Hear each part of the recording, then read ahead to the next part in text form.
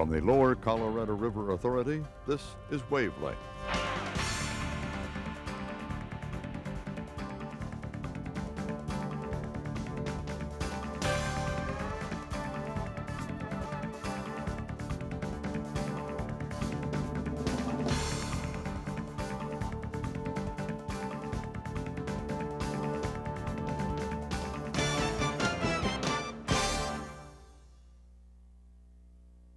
Hi everyone, and welcome to the March edition of Wavelength.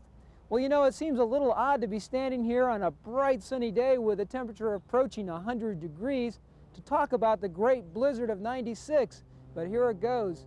As you can see, it actually did snow in central Texas. According to our sources at each of the LCRA generating plants, there were no major problems, despite the fact that we hit a new all-time peak of 2,061 megawatts. That beat our old previous record of 2,038 megawatts, which occurred in July 1995. A couple of things worth noting during the blizzard of '96. At both the Ferguson and Sim-Gideon power plants, they were forced to burn fuel oil due to some natural gas curtailments, and at FPP they implemented a freeze warning plan. And FPP's new operations manager, Gerald Pargak, explained how it helped keep the electricity flowing. Well, we implemented a freeze protection plan based on our history back in 1983 and 1986 after the cold spells then, that allowed us to change a few of our practices and implement a few procedures that would protect our equipment better than what we had probably in the past. Put up some barricades to protect the equipment from the wind, put some heaters in place to keep it warm in certain areas that we'd had problems with in the past, and basically used our people to use their own ingenuity to help mitigate the problems that we might have from the freezing weather.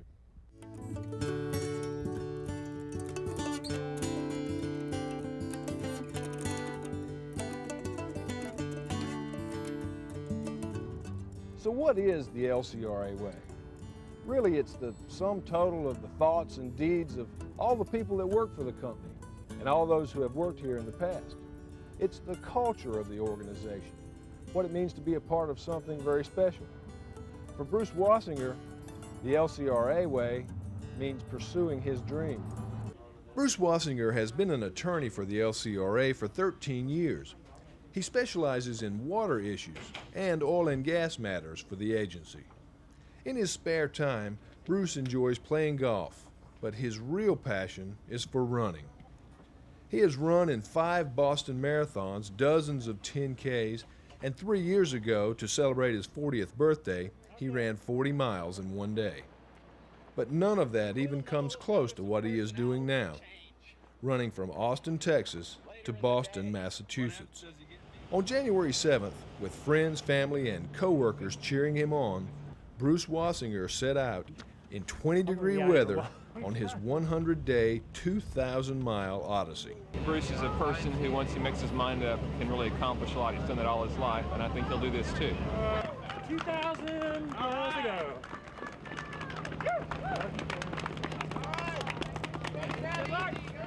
Bruce will be running 26 miles a day, 6 days a week.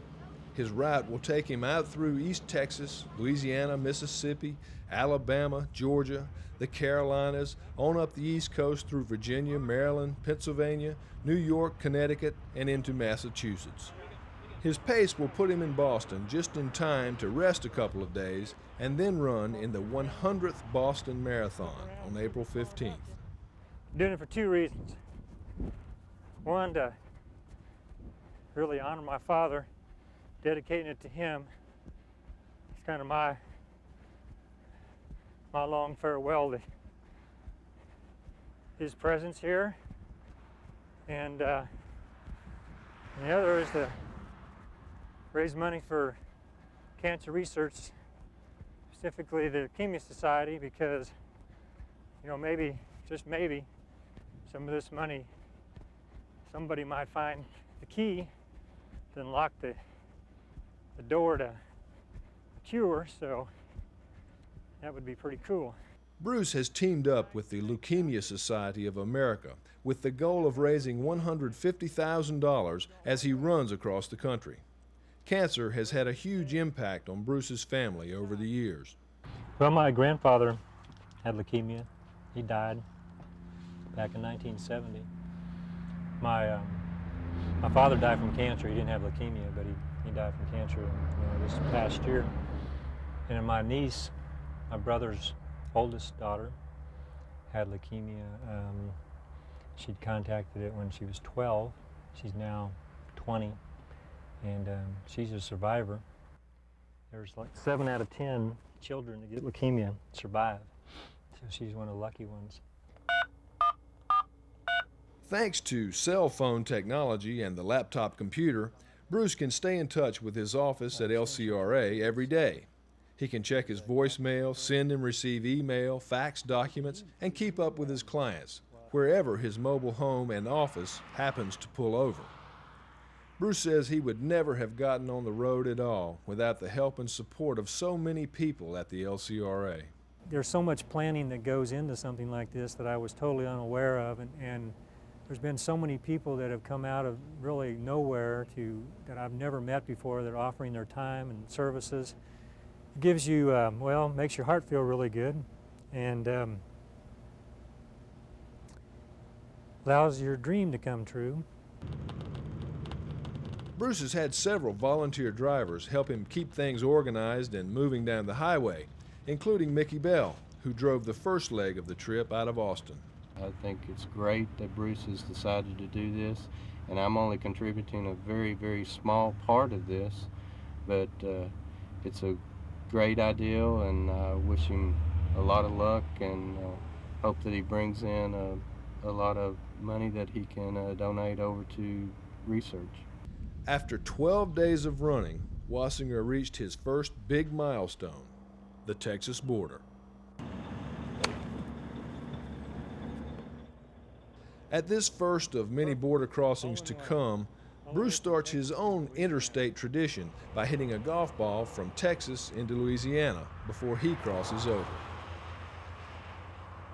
You can imagine the pounding and punishment this kind of routine puts on the body. Wassinger has to drink 10 quarts of fluid a day and consume some 6,000 calories just to maintain his weight. He's halfway nuts, but I think it's great that somebody can really reach down and do something like this, because the commitment and sacrifice is really extreme.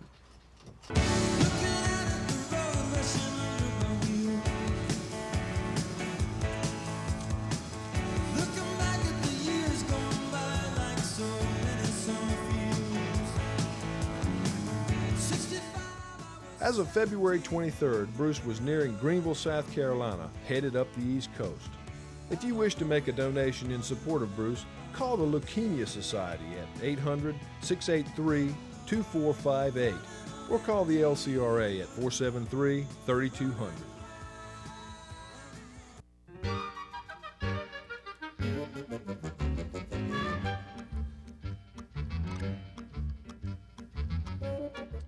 Well, good afternoon. I've been keeping up with Bruce's run up to Boston through the Wasso watches there on the Monday mornings and on the wavelengths. Now, you know, I've always heard that old song about walking to New Orleans, but the thought of running to Boston, now that's got to be ridiculous. Now, I don't know about you folks, but I can think of several better ways to get to Boston than to run up there. And I for darn sure could think of something better to do when I got there than to run in the Boston Marathon. But you know, Bruce, he is a runner, and I understand a few years back on his 40th birthday, he celebrated by going out and running 40 miles. Now, if we all had to do it that way, that'd be a good cause for dying young. But you know, you have to understand now, Bruce is a lawyer. Now, I don't like to tell lawyer jokes because lawyers don't think they're funny and nobody else thinks they're jokes. But you know, when he left Austin, I understand now he was in hot pursuit of an ambulance. Well, with that one, I guess I better rest my case. So this is old Supreme Commander saying, you know, the journey of 1,000 miles starts with a single step. But you know, I think if I was old Bruce, I'd be finding me a new travel agent. We'll catch you come next time. Well, you know, it's always great to get a postcard from our good friend Tom Glenn down there in Smithville. And you know, somebody else that gets quite a bit of mail around here is the general manager, Mark Rose. And if you've ever wondered if he reads those emails and letters, the answer is yes, he does. I do read my mail. You know, if you write me a letter or you put something in a suggestion box, I get it, I read it, and when I can, especially if it's signed, you know, I respond to it. Recently, Mark Rose received an anonymous letter which expressed concern about LCRA's morale and about the compensation plan. Here's what he had to say about it. I'm going to be taking a look at, you know, compensation and seeing, I mean, you know, are there folks who are actually getting nothing, or is it that they haven't received base pay increases in the last couple of years and have only received lump sum? Of course, lump sum, a lot of people forget this, but a lump sum raise still counts towards your retirement. I mean, it really works pretty much the same as if you had gotten, from a retirement perspective, as if you had gotten a base pay increase. But I'm gonna take a look at that situation. I'm responding. I'm reading the responses of people that are writing in. You know, I'd like this to be a fun and a great place for everybody, and I'd like all the change to go away.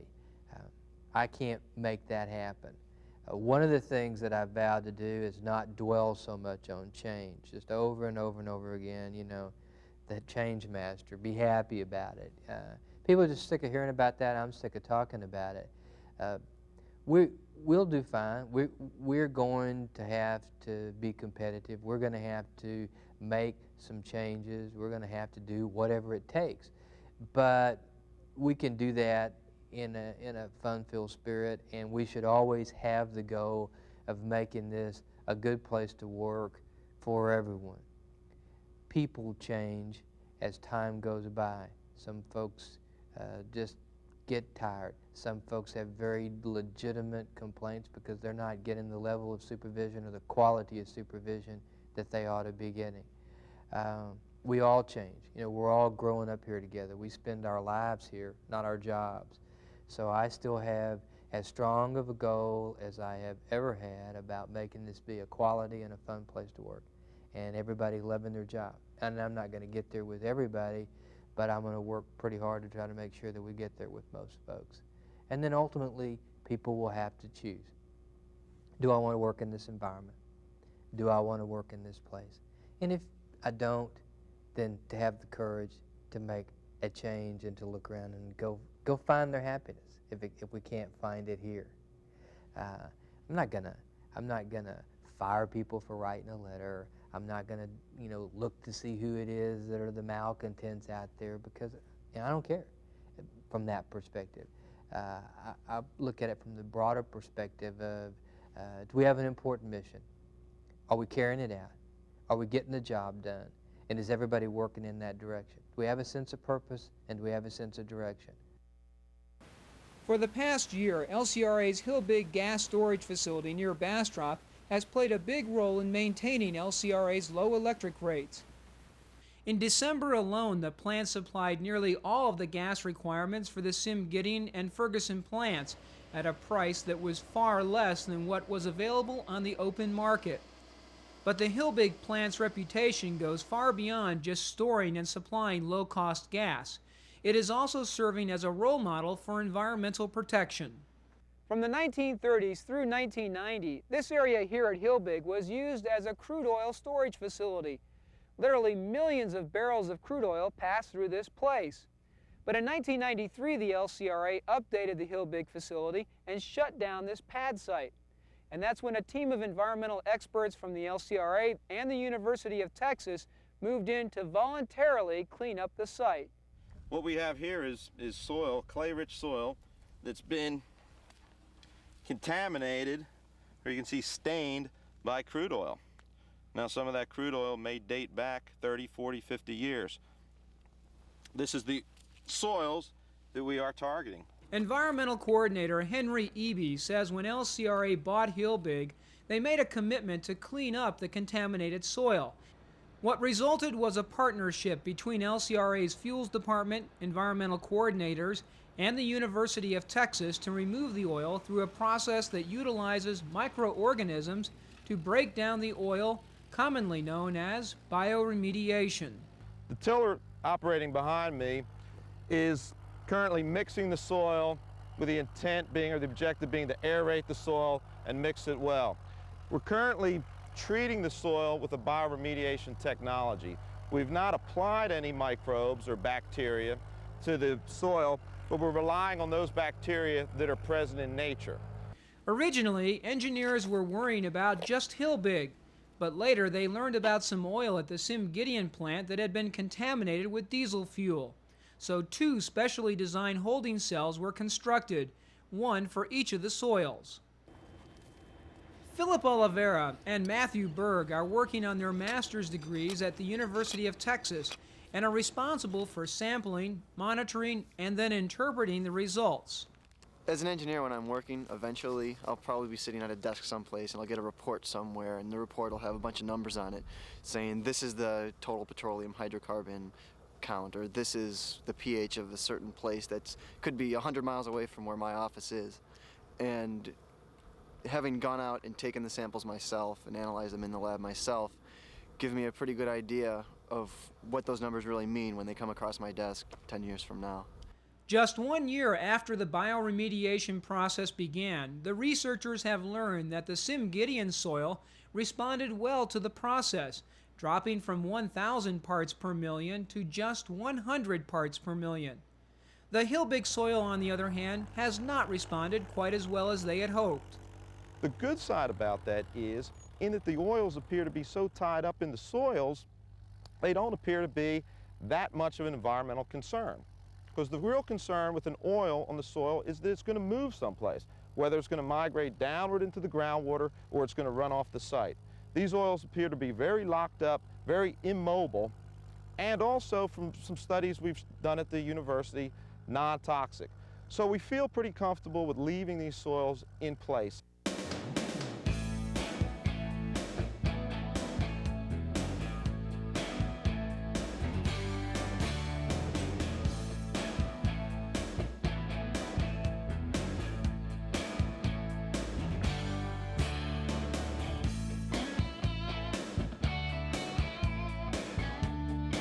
This month on Customer Corner, we're going to try something a little different. Instead of visiting just one of LCRA's wholesale electric customers, we're going to tag along with LCRA's customer representatives as they travel throughout the service area, working with LCRA's customer communities and co-ops. You'll rarely see this group all together in one place. They are LCRA's customer representatives, and normally they're on the road going in 7 different directions.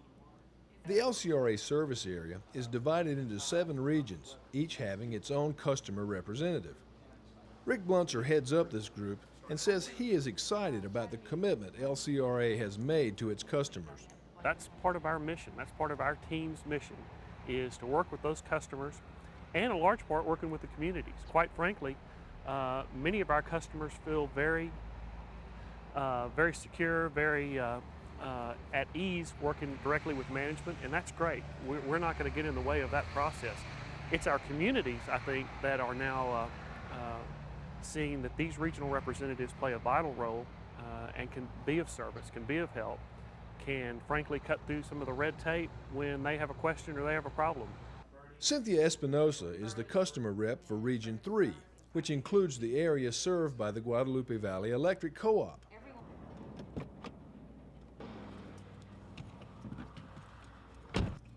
This is her office.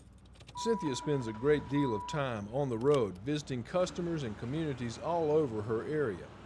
And we have really come to rely on her to bring back information from LCRA and also to deliver information to LCRA. It's been a good working relationship, and she has proven to be very professional and very well liked throughout GVEC, and not only in GVEC but throughout the communities that GVEC serves. Everyone that she has come into contact with seems to have really accepted her and appreciates the help that she and LCRA gives them. Cynthia recently helped the city of Hallettsville get used computers from the LCRA for their new library. Well, I think that our motto really applies, the power to make a difference, because we really do have that power. And it's worked out really well because I've noticed that just little things that we're able to provide and some very large things really do make a difference in the community. And by being out in the community, I can really see that happening.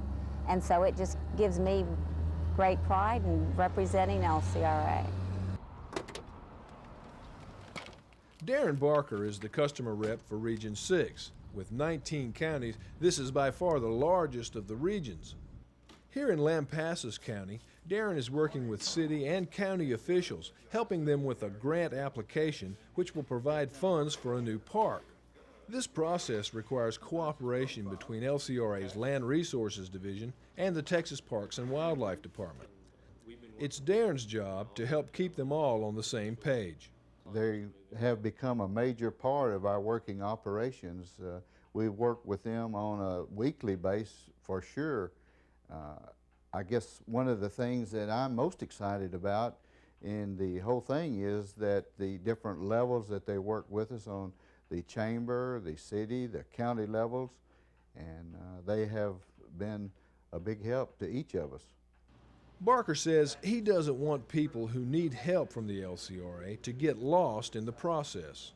Sometimes the LCRA can be quite large and unwieldy to people, and we kind of act as the bird dog both ways for the right people in the LCRA to find out who in the community they need to be in touch with, and also for the people in the community to find out who they need to get in touch with at LCRA to get some projects done.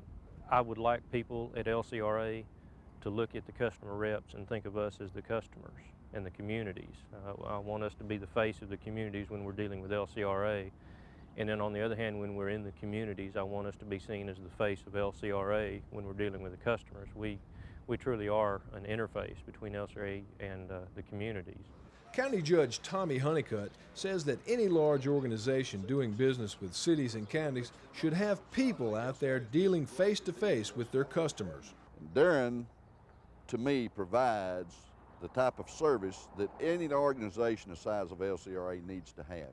And that's somebody that I can pick the phone up, I can talk with, I'm dealing with someone consistently. He's knowledgeable of the whole organization. I think what field reps do for an organization like LCRA is, well, it's a situation where I don't even know that you can put a dollar value to it. It's kind of like a one-stop shopping place. I can call Darren and I can talk to him about any avenues of business that LCRA has. He's knowledgeable, he helps me with it. If he doesn't know right then he gives me the name of somebody I can call. I have been very surprised, very pleasantly surprised with all the things that LCRA does do for the communities that it services. Spring is just around the corner, and that means it's time for the second annual Riverfest on the Colorado River Trail. From now through May, there are 18 community events scheduled from San Saba County all the way down to Bay City on the Texas coast. So if you like great music, arts and crafts, delicious foods of all kinds, and just great family entertainment, make plans to follow the Colorado River Trail to these events.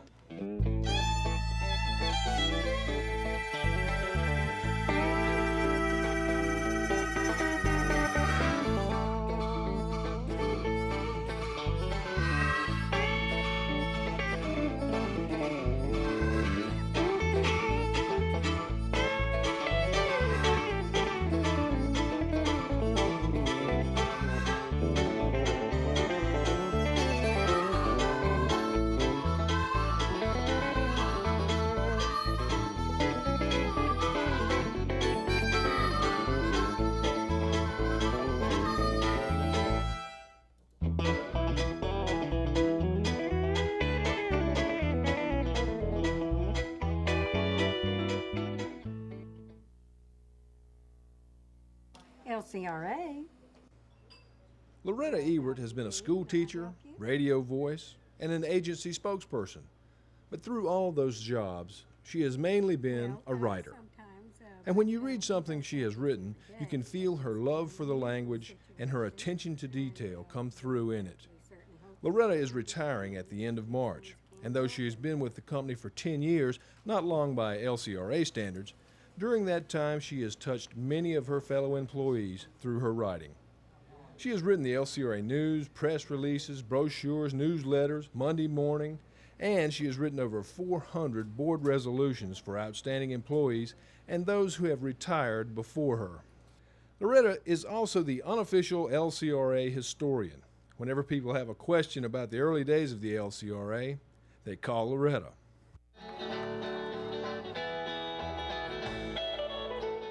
Loretta has been through many interesting and exciting times and projects here at the LCRA, but one moment that stands out in her mind involved a fellow employee remembered. On our memorial walkway out here, the only plaque that is there, and the first one that went up, was for Colleen Reed, an employee. It wasn't for a general manager or a board member or anybody, it was for an employee. And the day that we had the memorial service for her, I thought it was very moving. Another of those times when things really started popping was around Christmas of 1991. I remember Wes Birdwell calling me about 4 o'clock in the morning, and he said, "You better get dressed and get down here." And I didn't get home until after 12:30 that night. That was the first day of the flood. And 17 straight days we were up here talking to people and doing a lot of things that were related to the flood. And it was a sad time, but it really kept the juices going. You know, it's kind of exciting in a strange way. It's been wonderful working with her and for her, actually. She knows everything and she knows everyone, and I don't know what I'm going to do without her, but I'm going to try.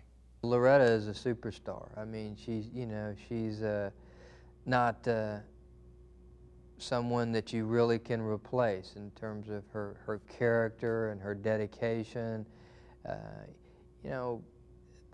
For everything from the way she takes the time and concern in writing employee resolutions to the absolute dedication that she showed during the really big Christmas flood in 1991, where she just really worked herself to the point of being sick and to distraction. She's not always the easiest person to get along with, and I'll miss her terribly. And I think most of all, the thing that we will miss is her laugh. No one else laughs like Loretta. I hope I've left a vacancy. Loretta says she hopes retirement will allow her to travel a lot. She's going to Greece in May, and she hopes to just relax and not have to get up early and fight the traffic. A report on the Highland Lakes and the generation schedule will follow in a few minutes. I'm Loretta Ewert, signing off.